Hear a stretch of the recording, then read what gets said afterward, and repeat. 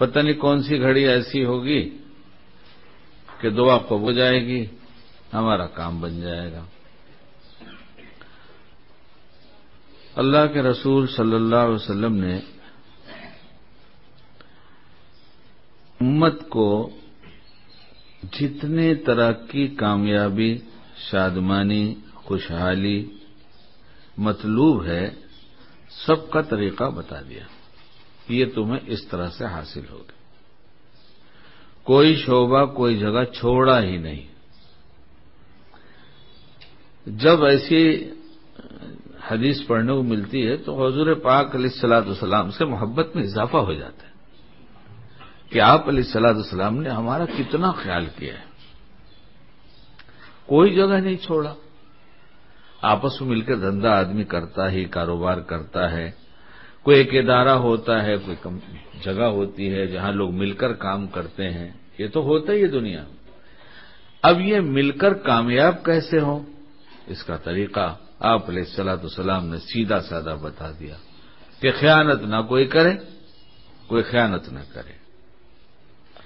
ہم دو آدمی کو ایسے کو جانتے ہیں جو پارٹنرشپ میں کام کرتے تھے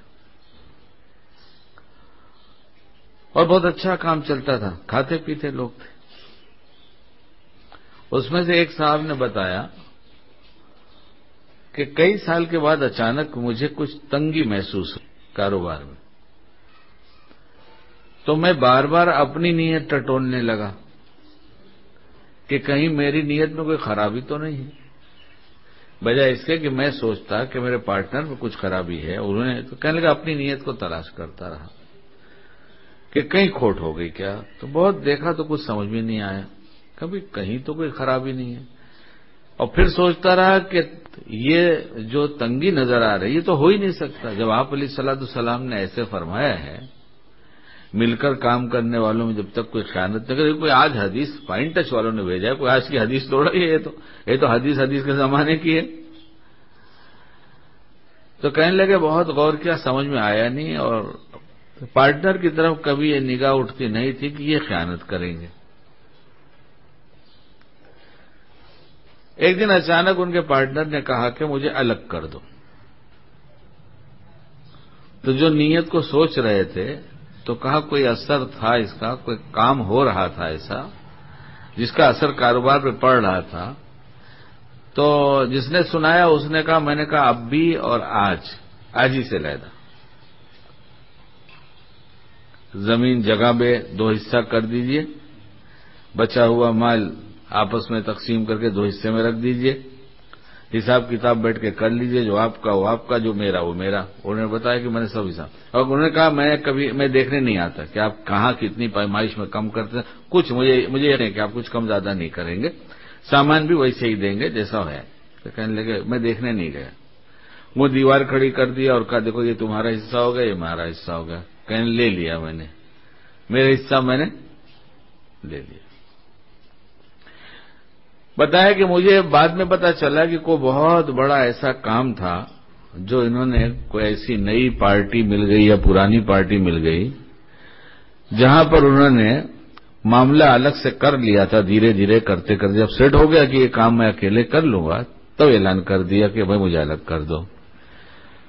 تو جو سنا رہے تھے انہوں نے کہا کہ اس وقت مجھے یہ اندازہ لگا کہ دیکھو نیت کا کتنا خراب اثر ہوتا ہے۔ پھر کہا کہ چند سال گزرے تھے کہ ان کا دھندا ہی ختم ہو گیا اور میرا دھندا عروج پہ چلا گیا۔ دیکھا آپ نے نیت کا اثر۔ جہاں 2 شریک ہوتا ہے وہاں تیسرا اللہ ہوتا ہے، جہاں 2 کی شرکت ہوئی تیسرے اللہ کی ہو گئی۔ یہ جب تک ان کی نیتیں خراب نہیں ہوں گی اللہ کی مدد ساتھ میں ہوگی۔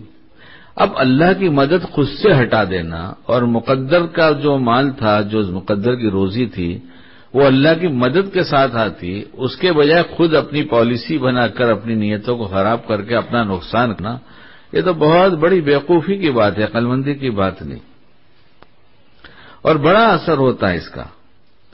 ہمارے حضرت رحمۃ اللہ علیہ، بڑے حضرت عبد الحلیم صاحب رحمۃ اللہ علیہ ایسی باتیں بہت جوڑ کے سنایا کرتے تھے، معاشرے کی بہت باتیں سناتے تھے۔ ایک دفعہ بیان فرمایا کہ، اور یہ سب کتابوں کی بات ہے، لکھی ہوئی ہے، بعد میں نے کسی کتاب میں بھی دیکھا تھا، یہ تو بات بہت پرانی ہے. تو فرمایا کہ ایک بوڑھے اور ایک جوان نے، جن کی کھیتیاں ملی ہوئی تھیں، جن کے کھیت آپس سے ملے ہوئے تھے گاؤں میں، ایک بوڑھا تھا اس کا کوئی نہیں تھا، اور جو جوان تھا اس کا باپ نہیں تھا. تو پڑوس ہونے کی وجہ سے ایک دوسرے سے محبت ہو، چاچا چاچا کر کے چچا بھتیجے جیسے رہتے تھے. تو کہا بیٹا کیوں نہ ہم لوگ سب مل کر آپس میں کھیتی بولے، جو کچھ ہوگا اس کو آدھا آدھا بٹوارا کر لیں گے. جوان نے طے کر لیا کہ ٹھیک ہے. اب جب کھیتی ہو گئی، کھیت بو دیا گیا، فصل پک گئی، کاٹ کر کھلیان میں لاتے ہیں، اس کے بعد دوائی ہوتی ہے اور اوسائی ہوتی ہے، سب گاؤں والے جانتے ہیں.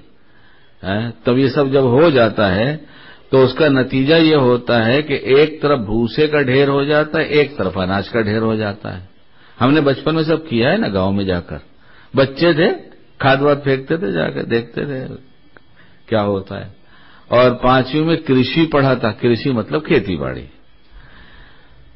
تو جب یہ ڈھیر لگ گیا اناج کا، بٹوارا ہوا کہ آدھا تمہارا اور آدھا ہمارا، تم تمہارے گھر لے جاؤ، جب رکھ لو میں میرے گھر لے جاؤں، اور دونوں الگ الگ کر دیا گیا، بیچ میں سے ایسے یہ تمہارا یہ میرا. بوڑھا جب اپنے گھر رکھنے جاتا گونی بھر لیتا اور اٹھا کے لے کے جاتا اور گھر کی طرف کا رخ کرتا، تو جوان یہ سوچتا تھا کہ یہ بوڑھا آدمی ہے، اگر اس کو کل گھٹ جائے گا تو بڑھاپے میں پھر محنت کرنے جائے گا، اور میں تو جوان آدمی ہوں، میں تو کما لوں گا، مجھے ہاتھ پیر ہے، تندرستی ہے، کہیں کسی کام کر لوں گا. تو اس لیے وہ اپنے ڈھیر میں سے نکال کر اناج بڈھے کے ڈھیر میں ڈال دیتا تھا.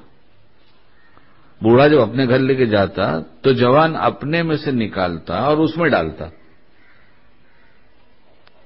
اور جب جوان اپنے گھر لے کے جاتا تو بوڑھا یہ سوچتا کہ میرا خرچ ہی کیا ہے، بوڑھا آدمی ہوں، میرا تو بہت ہو گیا.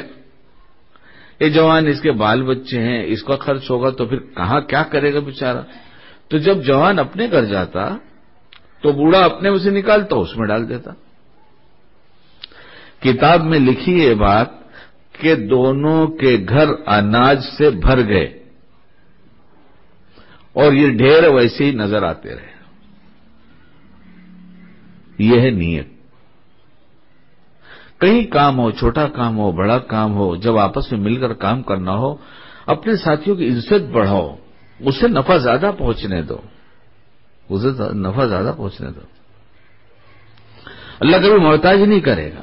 نیتوں کی برکت ملتی ہے، نیتوں کی برکت ملتی ہے. ایک آدمی جو بڑی تنگی میں تھے، ایک زمانے میں ایک کام بازار میں چلا تھا، آری مشین کا کام کہتے تھے.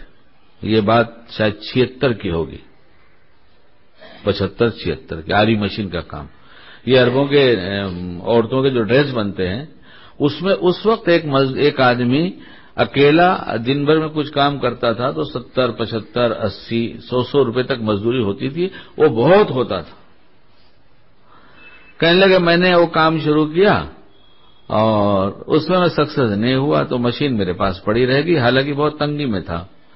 سوچتا تھا مشین نکال دوں، کچھ گھر کا خرچ مل جائے گا.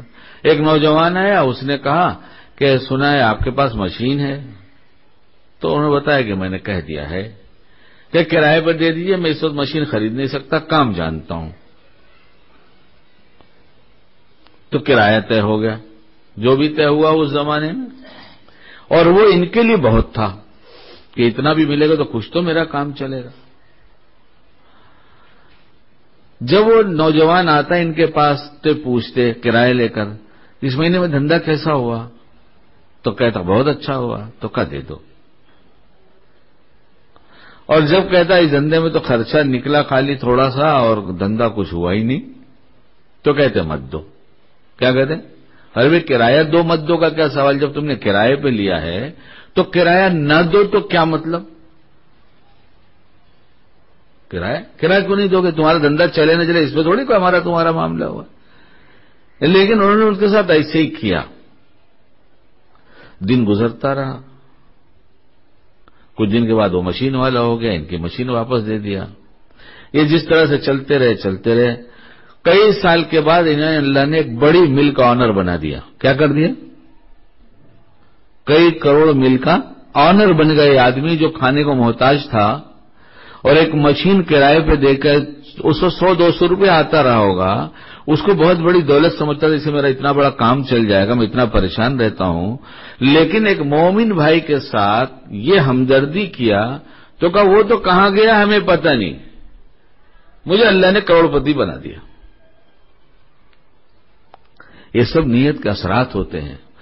किसी की बेइज्जती, किसी की इज्जत, किसी का वकार, किसी का माल न कोई बढ़ा सका है न बढ़ाएगा, न घटा सका है न घटाएगा। फैसला तो अल्लाह करता है। ऐलान कर दिया अल्लाह ने, ये तो मेरे कब्जे में है, इज्जत दे दूं, जिल्लत दे दूं, इसे कोई घटा बढ़ा नहीं सकता।